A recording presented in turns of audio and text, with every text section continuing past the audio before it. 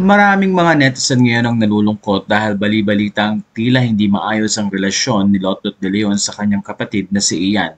Sa isang interview ay doon nasabi at naitanong nga kay Lotlot kung ano ang kalagayan ng relasyon niya sa kapatid. Ayon kay Lotlot, ngayon ay hindi sila nag-uusap.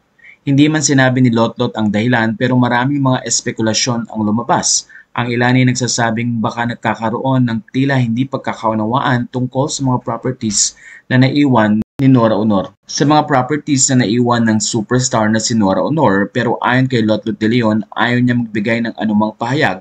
Ang sinabi lang niya ay si Ian ang nag-aasikaso ng lahat ng kanilang properties na naiwan ng nasabing aktres. Ayon kay Lotlot, siya lahat, whatever mom left, si Ian lahat ang nag-aasikaso, hindi ako, hindi si Matet, hindi si Kiko, hindi si Ken, siya lang.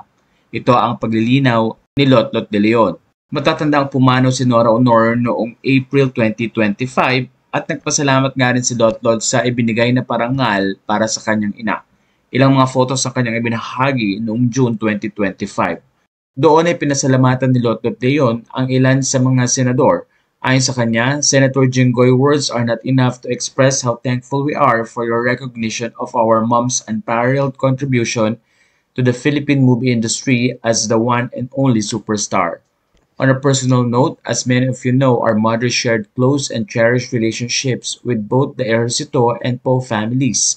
I witnessed firsthand how former President Joseph Ejercito Estrada and the King Fernando Poe Jr. deeply loved and cared for her, and through the most difficult moments, especially when Mom passed, Senator Jinggoy stood by our side with unwavering support.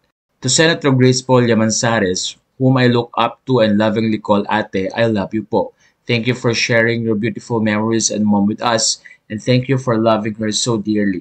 We will always be family to us. To the entire Senate of the Philippines, thank you for wholeheartedly supporting this meaningful recognition. Mula sa aming magkakapatid, maraming salamat po. Mommy, your legacy lives on. Samantala, umaasa naman ng mga netizen na magiging maayos ang relasyon ni Lotlot sa kanyang kapatid na si Ian at kung ano man ang pinagdadaanan nila.